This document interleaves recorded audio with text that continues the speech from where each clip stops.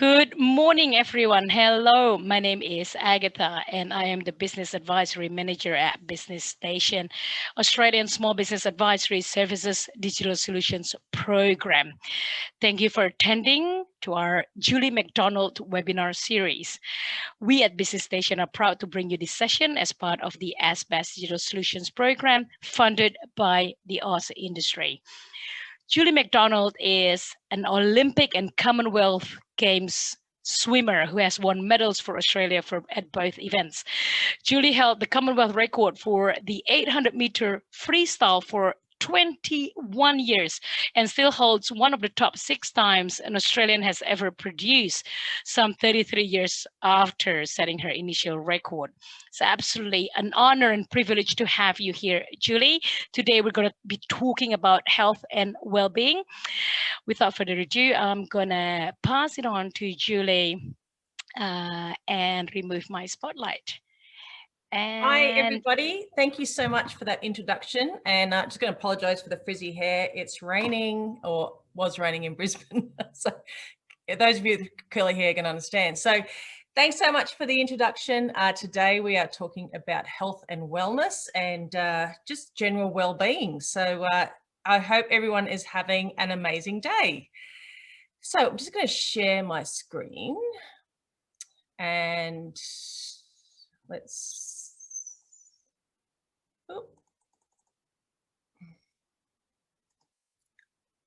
Oh, that would be helpful if we could get to the right screen. Sorry, guys. Okay. No, that's okay. No, just because I'm a swimmer doesn't mean I'm always technically amazing. All good, no worries. All right, thanks for your patience. Okay. Okay, that should be good. Can everybody see that? Yes, perfect. Awesome. Very good. So thanks very much for having me. As I said, last week we spoke about resilience, and this week we are talking about health and well-being.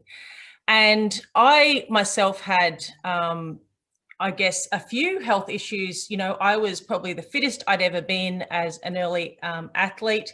However, I had 3 major health issues in my 20s. I had septicemia or blood poisoning. I had chlorine poisoning. And then, as you can see from this photo, I had stage 2 melanoma at age 27. So definitely, you know, have always then steered on how I can prevent more of those things coming back and how I can keep myself in the healthiest way that I can. So today I'm just going to run through with a few, you know, things. This is all my understanding, my own personal views. Everyone's going to have a little bit of different views on health and wellness, which is totally fine. But I guess health and wellness to me means that, are you able to cope with bad days in perspective with, you know, a sense of, you know, happiness and a sense of purpose? You know, do you feel content? Do you feel energized each day? Do you feel connected? And do you feel balanced and safe? So if you're experiencing well-being, you have a general state of contentment with life in the way that things are. And so you can also have, you know, for me, well-being is also a great sense of balance, both all mind, body and spirit. And we feel connected to our purpose, to people and our community. And, you know, how many people really think about that? For some of our lifestyle, life conditions are actually causing us harm, and it's manifesting as fatigue or anxiety or even physical pain. You know, are you feeling disconnected from others? And do you feel like your life has got meaning? Dissatisfaction with normal life and daily life can cause fear and worry. But the good news is that we can actually balance that we can enhance our well-being and achieve a life of balance and contentment and flourish, which is obviously what we really want to do. Oh, sorry, having a few challenges today. Apologise for that. So The Dalai Lama, I think for me, is the man who has total balance and total inner peace. And he says no one can afford to assume that someone else will solve their problems for them. And so I like to talk to people about coming from within and from there's so much busyness in our life. Sorry, I think I've finally connected my technology drum. There's so much busyness in our lives that sometimes we're looking for a quick fix to our solutions or to our issues or our problem, because that is an easier solution. For me, I do a lot of personal growth, and I believe that it's something that, for me, with my business, I believe that my business is only going to grow as big as what I grow myself. And when I first started my networking business, I had a whole heap of preconceived ideas about it, what was limiting me from my personal potential. And instead of looking how I could provide value and service to people, I was totally consumed with what people would think about me, what my choice of business was, what my, what people might have thought I was crazy. There was a lot of judgment going on in my own mind. And people would think, I was thinking of, I started to doubt myself. And so I got myself a mentor, and I chose that mentor because I knew I wouldn't have to work very hard, and that he was a very similar person to me, and that we had a great sense of fun, and we were both very social. And I knew that that was important to us, but it didn't always generate great success for me. But it was certainly fun to check in each week. Then when I wasn't really getting the success I wanted, I changed my mentor. And I used to be scared of this person because she was, a red personality. So if you know the red, yellow, green, blue, she's very strong. She's very successful in her own business, and she's very straight to the point. Absolutely no fluffing around. So when I admitted to myself that I needed my butt kicked, I asked her, would she mentor me? I felt like I'd been fooling myself as a result. Not only did my business not thrive, but I knew that I was fooling myself and limiting myself and really not valuing myself or my business. And the internal dialogue that was, going on in my mind was totally destroying my self-worth. So our focus is today on movement, nutrition, and well-being. So, still having some challenges. Sorry, guys. So for me, I promote to people, promote movement. What does movement mean to you? Is it that you get out in the backyard and play with your kids? Is it that you're going to go do some stretching or some yoga? The benefits of both those is that you're able to tap into some mindfulness while you're doing that at the same time, and helping with some mental calm. Or what's your favorite way to exercise? And it doesn't have to be high level. You don't have to, go out and compete with somebody to just find your 30 minutes of what you enjoy doing. Because when we're exercising, we're burning calories, which is always great. Our heart is getting stronger. Endorphins are being released, which is our natural way to trigger happy feelings and reduce the perception of pain. And also our brain function improves. It increases the blood flow to our brain. So there's a great study that's done on young children that if they exercise, and it doesn't have to be exercise structured, it can be just activity 10 to 15 minutes before school, their learning is a lot better. So if you've got young kids, I would encourage them to just go run out and play in the yard in the morning, and then get them ready, go to school, and you will watch their grades be able to go up, and their grades go up, but also be a lot happier, and their learning will be a lot better. Make it fun. 30 minutes a day. It doesn't have to be, Olympic level sport. So improve nutrition. Now, this is a subject that can create a lot of discussion, and a long one. I am not a nutritionist. However, I've learned a lot in my life over the last couple of years, and I'm constantly striving to learn more, because I know how to eat for an athlete. I was never taught how to eat for a normal person. And since I'm doing this webinar, I'm just going to share with what I believe is the right thing to do. So I believe that sugar needs to be eliminated from our diets, processed sugars. Back in the 1967, there was a study done with the sugar industry paid for, and they wanted to portray that fat was bad. But let's have a first look at sugars. Sugars feed cancer, they cause diabetes, impairs your learning, can cause tooth decay. Some of these are very obvious. It can also cause asthma and other heart disease. 2012, there was a study of children drinking more than half a litre of soft drinks a day were more likely to suffer from asthma or COPD. It also caused an imbalance in our gut flora, and we're learning more about our gut health and how that it's our second brain.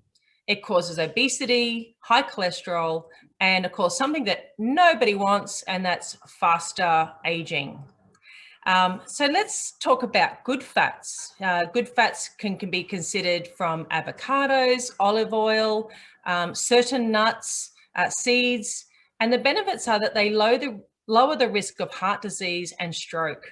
They also can lower bad LDL cholesterol, whilst raising the good levels of HDL cholesterol.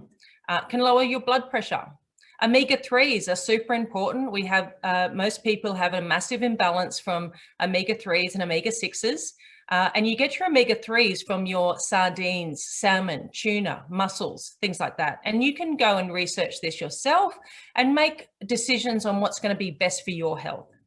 Research shows that also omega-3s can help reduce symptoms of depression, ADHD, and help protect against memory loss. It can ease arthritic and joint issues, as well as help skin conditions.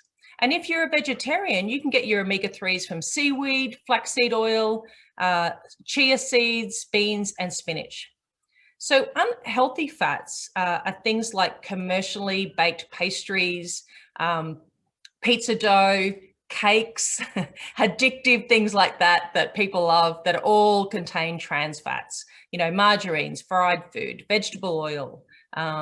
Saturated fat should really only take up less than 10% of your daily requirements. And that includes things like red meat, chicken skin. I know it's the best part, but 10% of the time, and whole fat dairy. So let's talk about our immune system. I'm a massive believer in improving our immune system so that we can allow our bodies to fight off, just simple diseases as well, like colds and flus and things like that, and then improve it so that it can, increase our chances of fighting other things as well. Because our bodies are built to be well. They're built to win. They want to win. It wants to be, to thrive. So ways that I've helped increase my immune system is I don't use chemicals at home. So I use a lot of different alternative cleaning products and things that I don't need chemicals to clean. I don't use chemicals in my garden. And I like to try and maintain a healthy diet and a lot of color on my plate. So your red veggies and things like that are very good for boosting immune system. Exercise regularly. The most important thing that we can all do is hydrate. Most people are dehydrated. And one of the things that I do every morning is I make up a litre bottle of purified water. It's been filtered. Super important that you have filtered water. There's lots of bad things in our water supply. And to invest yourself in a really good quality filter. And I add a pinch of sea salt, so Celtic grey sea salt, and I add 10 or less drops of lemon juice. And so that is going to help alkaline my body, but also it's going to help my body absorb that water better and hydrate my cells, which is what we want to do. Because I'm sure a lot of you have experienced that feeling of drinking. You think, I'm drinking a lot of water, I don't feel hydrated. And that's because our cells aren't functioning properly and our body is not absorbing that water. So try a pinch of Celtic grey sea salt and 10 drops of lemon juice in a litre of water. and start drinking that during the day and see if that makes a difference for you. Super important for us to get really good sleep and obviously minimize stress. So there's lots of ways that we can minimize stress, and it's finding what works for you. So is it that you're getting out in the garden? Is it that you can, do lots of things? And I'm going to talk a little bit about that shortly. Also, look for whole food supplements. If you don't think you're getting the nutrients from your food, look for whole food supplements. Most of the supplements on the shelf are synthetic. Most of us have experienced that where you have supplements and your urine is quite yellow. That means your body's not absorbing it, you're wasting your money. So really go and have a look for some whole food, great supplements that are bioavailable. And if anybody needs some help with that, I can definitely connect you with the right people. So I was talking before about gut health. They're talking more now that it is our second brain, and our microbiome can get out of harmony. Things like, too much sugar or processed food, things like that. Poor gut health can be related to a lot of health issues. If you've got skin issues, I always say to people that I'm working with skin issues that you need to look at your gut and, what are the foods you're eating? People might have leaky gut. They don't even know that.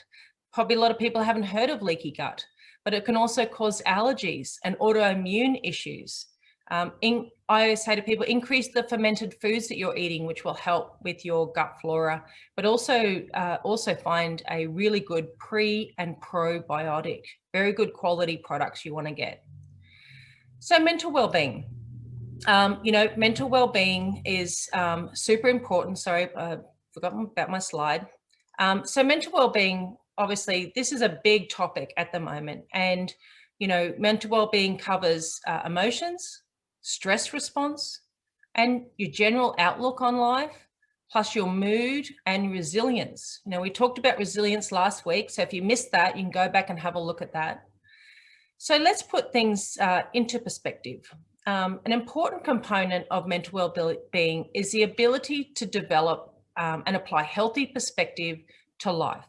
The true problem lies in the way that we interpret problems. Someone with a high level of mental well-being has developed healthy perspective. They'll likely feel and express gratitude for the good things in life, always focusing on the good. When I spoke about resilience last week, I spoke about, that what we focus on gets bigger. So if we're focusing on the good, more good will happen. We need to remain rational when faced with difficulties rather than panicking and exaggerating the problems by assuming the worst outcome. We need to reframe challenges, looking at them in new ways to be able to get a better outcome and better perspective. And purposefully engaging in emotional wellness activities. So what are some emotional wellness activities? So find meaning. In all areas of life, it's the little things that you do each day as part of being alive. Discovering a sense of purpose allows you to understand greater meaning of life and helps you put even horrible situations like loss or extreme adversity into perspective and make sense out of chaos. You can cultivate a sense of awe. So we tend to brood over things, particularly things that have happened to us in the past, or we may constantly focusing on a current problem, which is making it even worse, or even we're thinking about things that haven't even happened yet, but we're going to start manifesting that if we keep focusing on it, right? So this can lead to anxiety and depression, and it can also make us feel estranged from others and life itself. So engaging in activities that inspire us and create a sense of awe. So even things like stargazing, watching the ocean, walking through the forest or walking through a beautiful garden, an art museum, where you find is what stimulates that awe in you. It will pull you out of yourself and your emotions and allow you and your mind to experience something bigger, something wondrous. And then as you fill yourself up with awe and wonder, you decrease your stress, your anxiety, your depression, and replaces them with emotional health. If you live too far away from the ocean or the forest, YouTube, if you have a very stressful day at work, you could just go to the toilet or go find somewhere, you know, that you're going to be alone, and put your earphones in and watch a YouTube clip of the ocean. Just hearing that rolling ocean, you know, can help soothe and calm you, and then, you know, help you then cope with the rest of the afternoon. Seek connection. Emotionally healthy people connect with others in meaningful ways. Introverts and extroverts will connect with like-minded people, and it's great to be able to share experiences with those people. Connecting in some way or another with another human being is a powerful experience that enhances emotional health. You don't have to be the life of the party. Just connect with people that you come into contact with day to day. They can be very short and sweet conversations, but can actually have a profound effect on emotional health. Meet someone for coffee or go for a walk in a park, you know, take your shoes off, find a park, take your shoes off and walk around and share some of your life experiences. Grow your sense of gratitude. Now, this has been a growing movement for the past couple of years, and for a good reason. When you show gratitude for something, whether it's a higher power or good things that are happening in your life, gratitude increases emotional health. When you look for positives in life, a lot of the negativity diminishes, and you can't think of a positive thought and a negative thought at the same time. Simple ways to get started is having a gratitude journal by the side of your bed, and every night before you go to sleep, think about 1 or 2 things that you're grateful for. It may be that when you first start doing this exercise, you may only be able to find 1 or 2 things.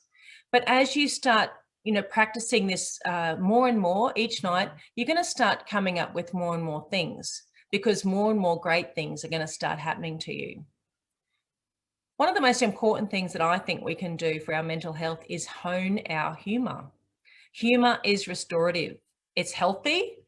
You know, being able to laugh keeps you from feeling heavy, and it can help keep stress at bay. You know, watch funny movies, short clips on YouTube, your favorite comedian. You know, relax and allow yourself to laugh. The more you can laugh, particularly when you get into that belly laugh, then the more, you know, endorphins that it's releasing as well. And, you know, and it's going to be contagious. You know, if you see someone walking down the street, they've got a smile on their face, then that's contagious. You know, and whenever I walk around the lake here where I live, you know, I always go, good morning, you know, and you'll see someone coming towards you, and you know that they're like, they got their head down and they don't want to look at you, but I still say good morning. You know, because that may just actually make a difference to that person for that day, you know. And then each day, you know, I've had people that will ignore me walking around the lake, and then, but after about a week or 2, they're like, oh, good morning. So, you know, and it may just be they're going through a bad time, and it's not judging people in that way. It's just being, how can you make a positive impact on somebody? So that concludes my my chat about health and wellness. Today we've got some fantastic mentors and advisors on the call that be able to help you. You know, they're more experts in this field than I am. As I said, this is my interpretation of health and well-being, things that I implement into my life to help me cope with different things that are going on for me. And some of these things may be able to help you. But if nothing else, to help you go and find what works for you, because we're all different.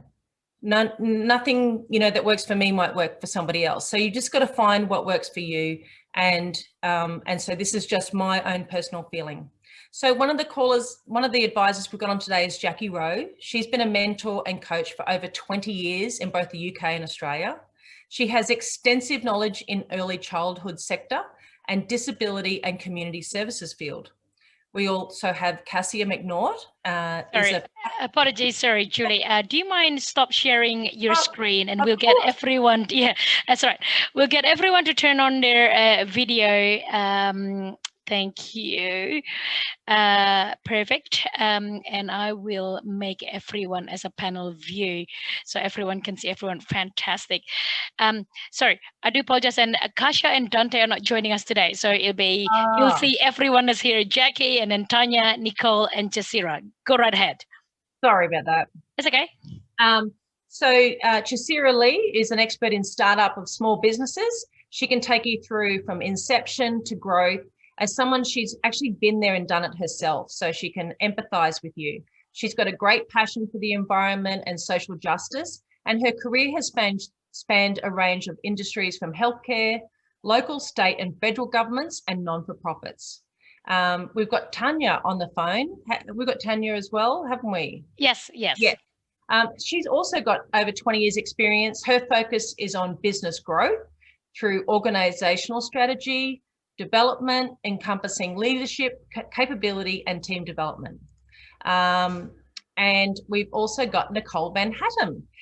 She's considered Australia's thought leader in visibility and sustainability strategies for female entrepreneurs. She's a small business owner herself. She's a business coach and wellbeing consultant, perfect for this talk today. And she's created digital marketing platforms, including podcasts, TV, and magazines. So everybody, welcome all our advisors. Thank you, Julie. Did I talk about Chasira? Oh my goodness. Yes, you did. You certainly did. It's okay. We got it recorded, so it's all right.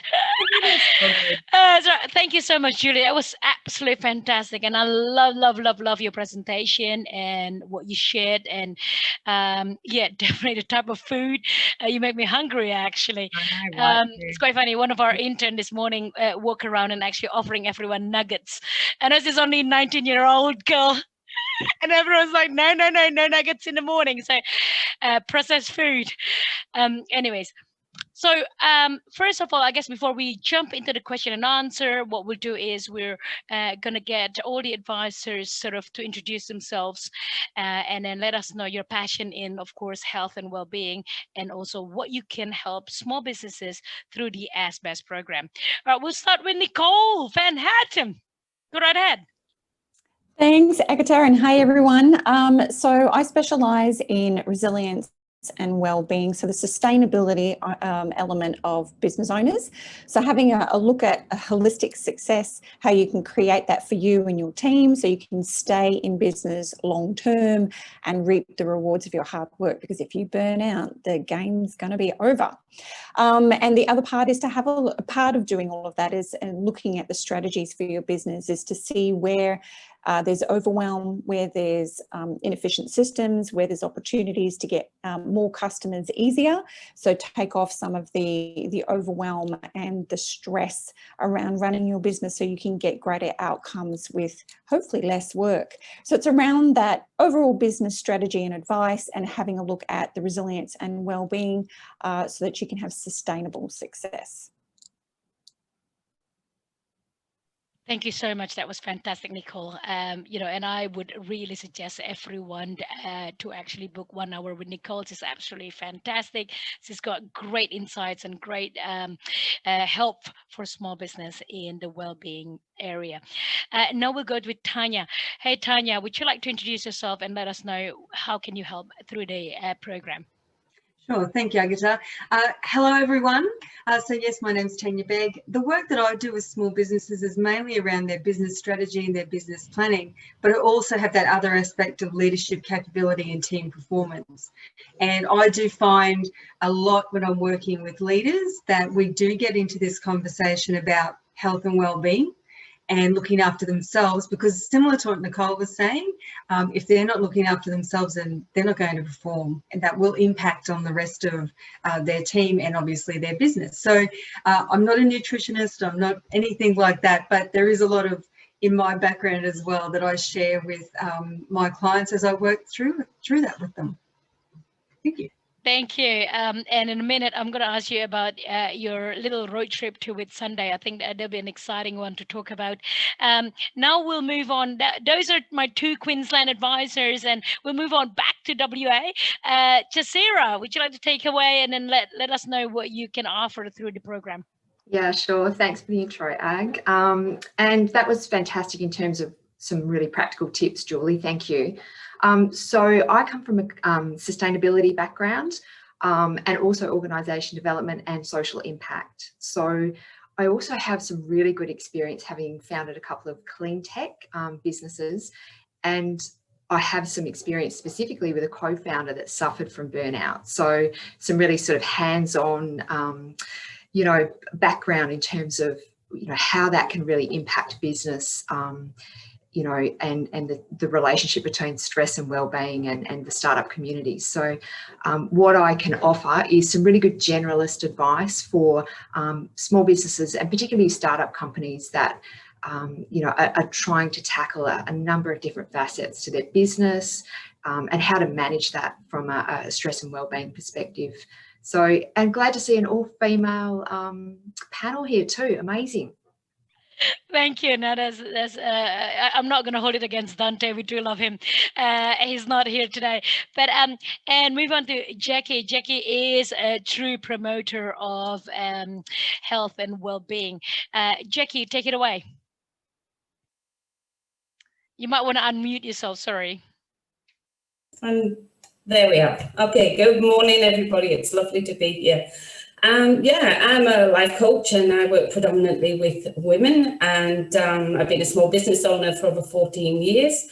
And as an advisor with ASBAS, my role was in the space of resilience and well-being. So a lot of the work I do is with business owners, and I meet them where they're at and help to move them beyond these feelings of overwhelm and self-doubt and limited thinking that can often hold us back from doing what it is that we want to do. So my job is to coach the business owner forward towards solutions, to see the possibilities and potential rather than sitting in the issue or sitting within the drama, if you like, of the challenges. That the important thing is we keep moving forward. And yeah, I use a range of tools and techniques to allow the business owner to refocus their mindset, which is important, because if we don't have the mindset in the right place, nothing is going to happen. So the mindset for me is critical. And by shifting the mindset, we reduce the stress and we get some clarity and balance back. And from clarity and balance, we can make more empowered decisions and move forward with confidence. So that's, in a nutshell, what I'm doing, working with women entrepreneurs and business owners. Thank you, Jackie. Thank you very much. And I love that candle right behind you. It's probably one of your little tip on calming. All right, so we'll go straight into our question and answers here. So I've got a series of questions already, but we're going to answer the one that is being posted into Q&A section live. I know, Nicole, thank you for answering this, but we'll take it also live. Now, they're asking for top 3. So what I'll do is I'll ask probably start from Julie, and then every advisor to give maybe one tip. If you got 2, that's okay. And it's a very good question. I'm wondering myself, as a super busy small business owner, I'm worn out and I'm getting fat. I have so little time, and give me the top 3 things, which is for you guys, you know, I guess top 1 thing or 2, if you insist, to focus on, so I can do now and improve my health. All right, we'll start with Julie. Well, I've just got a sit-to-stand desk in my new office, so that's so I can do a bit of standing up rather than sitting down all day. And also my other tip would be eating cleanly and being organised. I love it. Top 3, that's good. You answered for all of us. No, thank you, Julie. But no, I love it. I think all 3 is very, very important, and I agree. I do have a stand-up desk as well. That's absolutely, it's helpful, isn't it?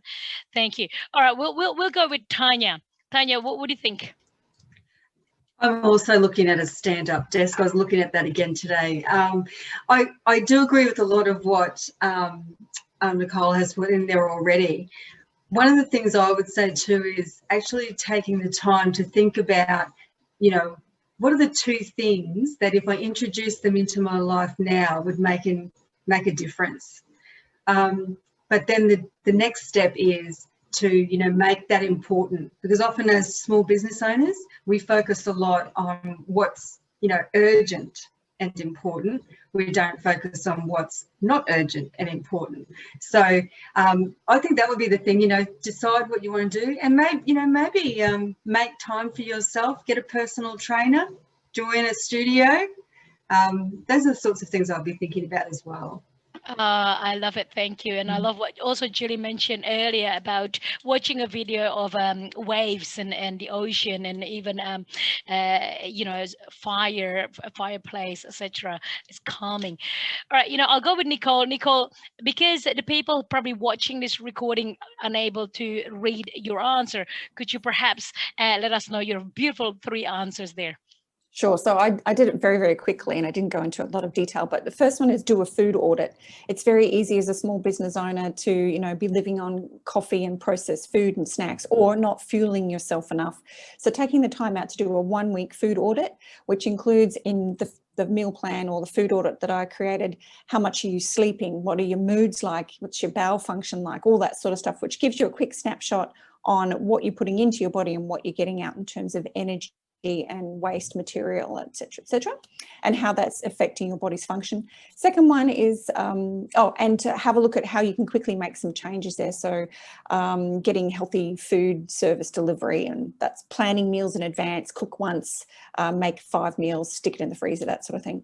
Second one is short meditation and breathing exercises throughout the day, bringing down that cortisol levels and the adrenaline, etc. And I do it here. I find a quiet space, and I've got a couple of things that I can just listen to, give myself a 10-minute timeout.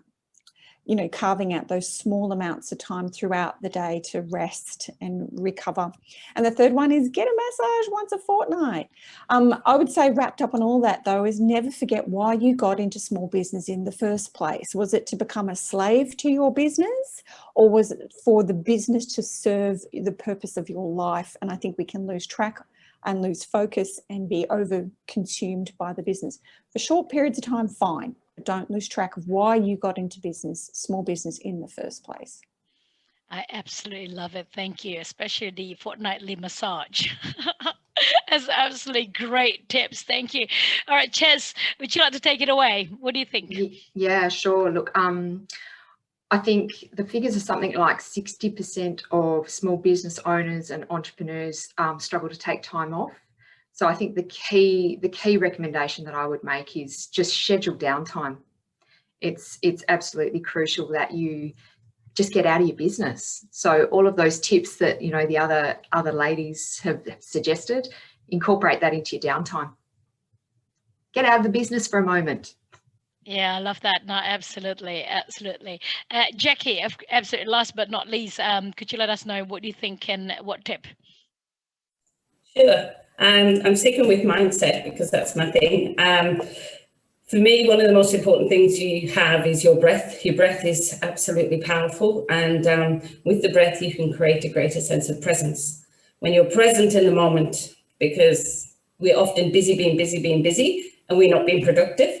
So we need to get present within the moment. So come out of the future, out of the past, and just be in that moment, and using really simple techniques such as conscious breath work or belly breathing, as it's called. So you're breathing into the diaphragm and creating a real sense of calm and presence. And once you're present, you can make better decisions about what you eat, how much rest you take, when you finish work for the day, etc., etc. So it really is about getting present and being in the moment, so you can make good decisions. So shift the mindset, shift your action.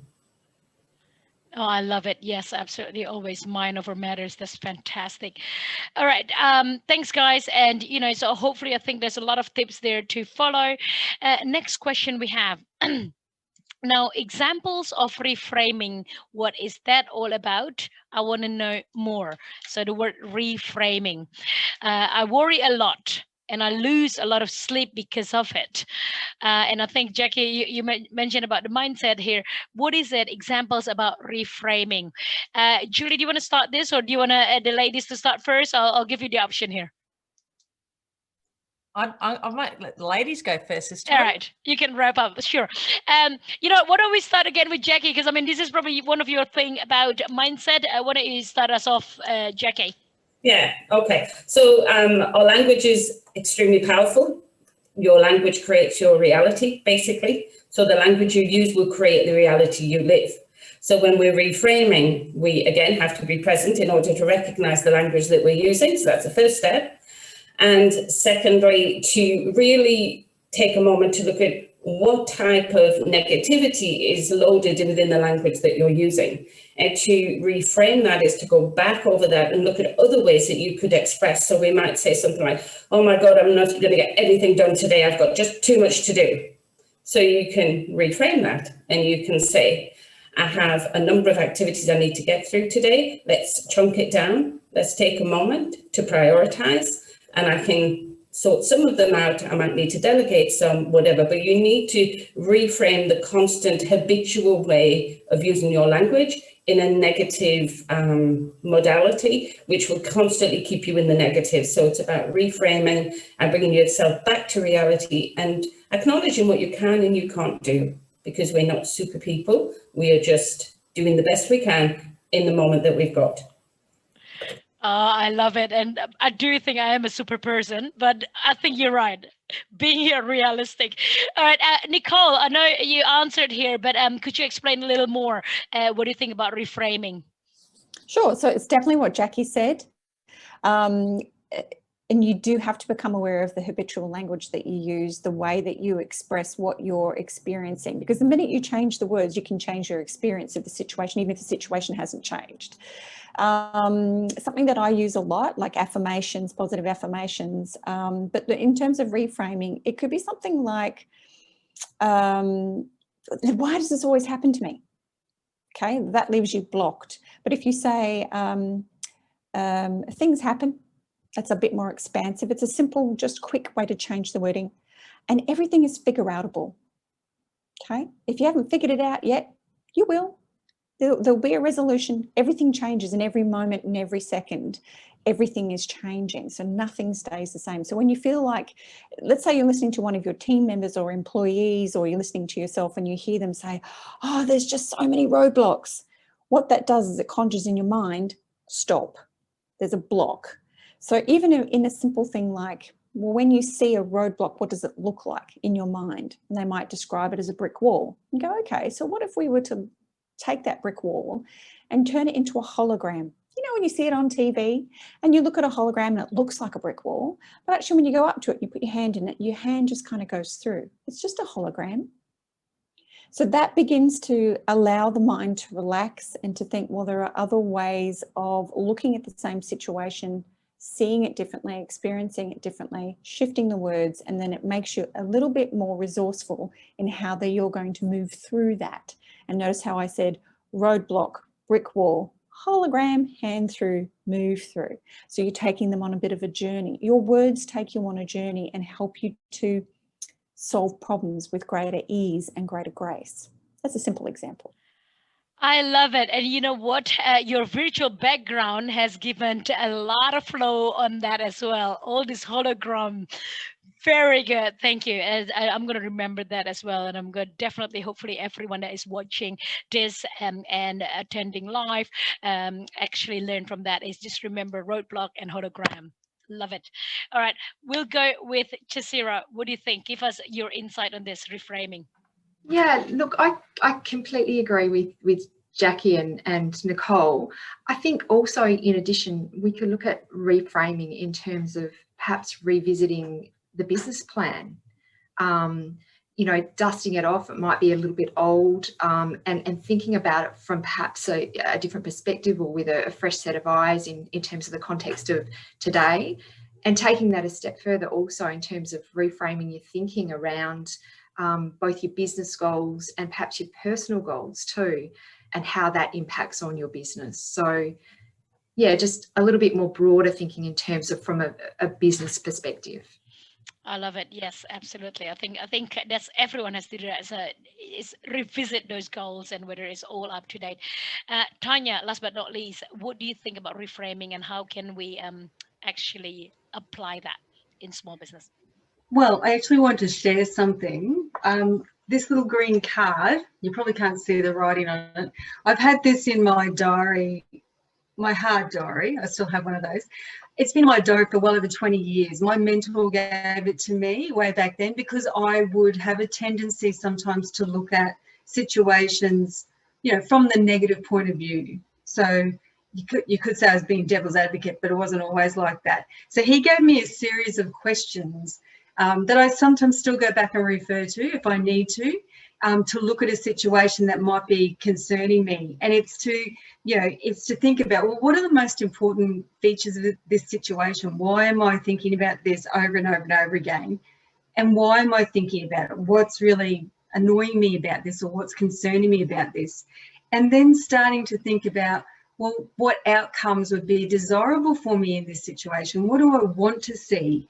And why do I think that those are desirable? And then it's on the track of, well, what actions do I need to take to create those outcomes that I want? So it's just a simple series to get your mindset in the right space. Because we will all come at situations from different angles and question them in different ways. But it's just finding that other side of the coin in some respects.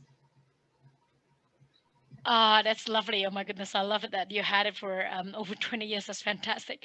All right, Julie, what do you think? Take it away about reframing. I'm sure for you, it's such a big deal as someone with so much higher resilience. I think for me, if I come across something that's really troubling me, all these ladies have incredible, have suggested incredible things. And for me, as I said before, it's finding what works for you. So for me, if I had a negative thought come up, I would think, what is the opposite to that? And then I would say that 10 times, or if it's a problem that's come up, I sort of go, I sort of sometimes just close my eyes and just go, okay, I just need some answers. And normally your, sixth sense or your gut might actually always go with my gut, what it feels right. And it's just going, okay, what is that telling me to do? How am I feeling about that? And I think, what is the worst outcome? What is your best outcome? And then I just focus on my best outcome. Just keep going, that's not going to happen. But what do I want? What do I truly want? And then getting my mind into that process, and then half the time it's me going out into the garden, putting my feet on the grass and going, okay, I just need to get out of the business for a bit, Thank you. No, that's fantastic. Absolutely right. Okay. The next question, and this is probably very relevant to all of us except for me. How do you manage if you have kids at home and you're running a home-based business, it's just painful. You have to juggle the two. And I know everyone during COVID had to do this day in, day out without exception. So we go around and start with Jess. I know you already answered, sort of typing it in. Please let us know what do you think and insight about this. Yeah, look, it's an incredibly tricky one. I've certainly been there myself, trying to run a consulting business, developing a clean tech startup at the same time, working home-based with a couple of kids. So been there, experienced it, incredibly difficult. I think part of it is about really trying to get specific about scheduling your day. And in that respect, get really clear about what's achievable and don't try and set your expectations or your target too high. And I think that's where we often fail. We get into business with a certain expectation. Part of that is about what we set for ourselves. And sometimes that's unrealistic when you're trying to balance multiple and competing demands. So I think just get real in terms of what it is you can achieve on a daily basis and get really clear in terms of what's achievable.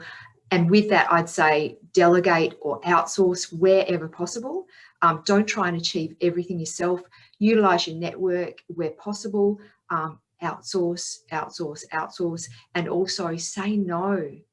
As women, we tend to, particularly as women, we tend to try and say yes to everything. So whether it's with clients, customers, partners, family, whatever it might be, be willing to say no and to seek help wherever possible. I love it. Yes. I think that's the most important thing is sometimes you have to say no. All right, Jackie, what do you think about that? What do you think about being mum and mumpreneur? Totally agree with Jasira there about saying no. No is a full answer. It doesn't need an explanation. So that's a really important one to keep in mind. We tend to just give everybody lots of explanations. I think sometimes we just have to allow sometimes to allow ourselves to be in a day that maybe isn't going as well as we thought it would go, and to not crucify ourselves because of that, and to accept that when you have children in that working space, that not every day is going to be perfect, that you're going to have to be quite flexible with that. But I think delegating as well, if you possibly can, and you know, again, stay within the mindset, with that positive mindset frame, to acknowledge that there's only so much you can do in a day, as well as be mum, as well as be entrepreneur, etc. So to be kind to yourself, to not beat yourself up when it doesn't go perfectly, to plan as much as you can, to be realistic, and to accept that some days it won't be amazing and it won't always be perfect, but you're still doing a great job. That is brilliant. Absolutely. That's good. Being realistic, I guess. And Tanya, what do you think? Give us your insight on this. Yeah, I don't know if I can add anything more to what Jackie and Chasira have said. I mean, I haven't been in that position of having children at home while trying to run a business. I've had the four-legged children, and that can be a bit disruptive sometimes, especially when you're on things like this and they're barking and what have you. But also, like my partner, when he's home, I mean, he can be making distracting noises, even though I've said, I've got to do this today. And I think, you know, it is exactly what the ladies have said, being clear about your own expectations for yourself. I mean, for someone like me, I ended up getting a small office in town that I could use for those phone calls and meetings like this. But it is that balance. And yeah, I totally agree that we do have to learn how to say no sometimes. Thank you. And of course, Nicole, what do you think about that? I'm going to be a bit contentious and say, should you be running a home-based business if you can't manage the juggle with the kids at home? And I mean that in terms of going to the other stakeholders, going to your partner and saying, I've got to make money. I have to run a business. It's not a hobby. And we're trying to create an environment where it's win-win for everyone. I can be here for the children, but I cannot be here 100% for the children and make money with a business. A business takes time and energy and focus, and you've got to show up as a professional. So if you were being paid by someone else to run your business, what excuses or workarounds would you create in order to appease the boss so you got your salary and you could stay home with the kids, right? So I think oftentimes, and I find this a lot with the Hot and Healthy Academy, and we've got 3,500 women in small business, that they don't see themselves as business owners. They don't see themselves as professionals. They don't see themselves as CEOs where they can say, this is a workplace from this time to this time, and so there are boundaries. Even if this time to this time is 11 to 12, you know, whatever it might be. The other thing is, I would really suggest that if you can't have those conversations with the other people in the home, that it can be set up either like a quarter of the garage, or this, you know, section in your bedroom, or the dining table from this time to this time, or, you know, that you do look at whether it is feasible to run a profitable business from your house, whether you do need to reduce some of the profitability and go and pay for a few hours in a co-working space around the corner, or bring in a caretaker who can look after the children to give you that time to focus on the business and getting those outcomes, and really be honest with yourself and the people around you. Women will try and please everyone and be spread so thin and not achieve that sense of satisfaction and fulfillment in the most important areas, because they're not learning to say no and set boundaries and show up like a business owner. They'll show up like a business hobbyist and a business pleaser, but not necessarily the CEO and a business owner.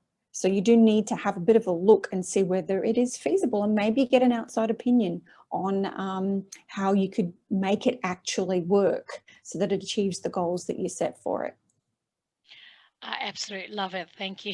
Business hobbyist. Yes, definitely not what we want to do. I love it. And yes, we are definitely have to aim in terms of how can we run a business to make a profit. I love that. Thank you, Nicole.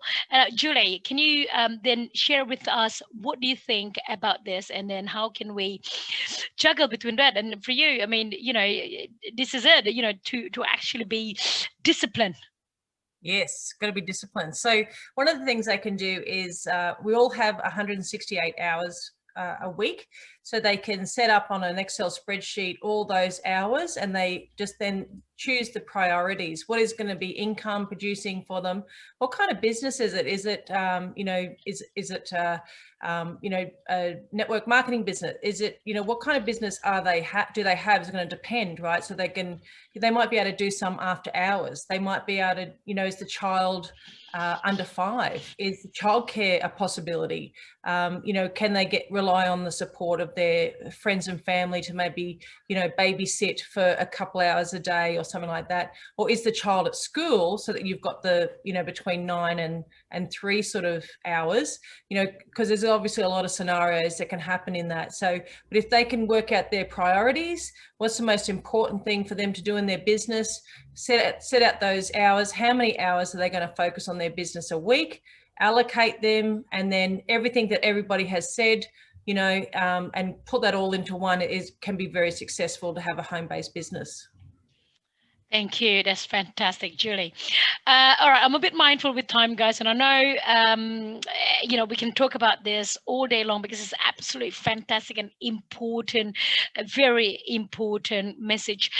What I'll do is we got about a few minutes left.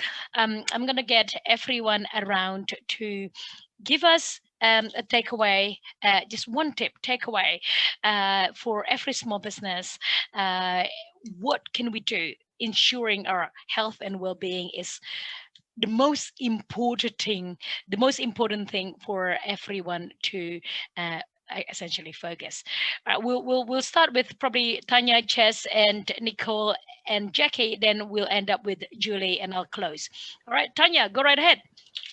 Okay, I think following along with what Julie's already talked about, so movement, nutrition, mental well-being, I think it's find something in each of those areas for yourself to focus on, especially that exercise space, because it produces the chemicals in our brain which will make us feel happy and overcome stress and anxiety, and it also can include connection with other people, which is really important for us all. Awesome. Chess?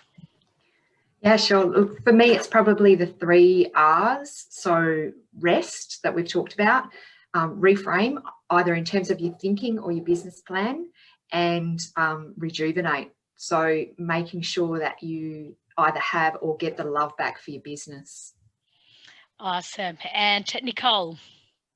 How do you define success, and why did you get into business in the first place? And if it is costing you your health and well-being to be in business for yourself as a small business owner, you need to consider whether that's the vehicle that you should be using to achieve your definition of success. But it comes down to taking the time to define success and then align your actions and your business so that you can achieve that definition of success without the burnout. Love it. Jackie? Find your balance, find what works for you. We're all unique, and so we all need different things, but taking from everything that's been said today, rest, healthy food, get outside, do some grounding, all of that type of thing, but live with intention. If you're intentional about what you want to do and you know your intention, then you will head in the right direction, but be clear on your intention, what you're doing and why you're doing it. I love it. And of course, Julie, take it away, your takeaway of today, and give us your biggest insight. Don't be too hard on yourself and prioritize yourself, because if you don't look after yourself and you don't fill yourself up first, then you can't give 100% to everybody else. Thank you. Thank you very much. Just to let everyone know, if you want more and then you want one-on-one with these lovely advisors, do book a time with them. So you can book a time with Tanya, Jackie, Nicole, or Chess, and they will help you out in terms of shaping what, your strategy in terms of health and well-being. Of course, thank you so much, Julie, for being here. It's such an honor. So this webinar brought to you by Business Station through the ASBAS Digital Solutions. We're delivering series of interactive webinars, celebrity limited series as well. Tomorrow you can join us with Mike O'Hagan, the Mini Movers, the last webinar series on how to get people rowing the right direction. All right, that's it from us, and I'll see you next week. Thanks, Bye, guys. everybody. Have a great day. Bye.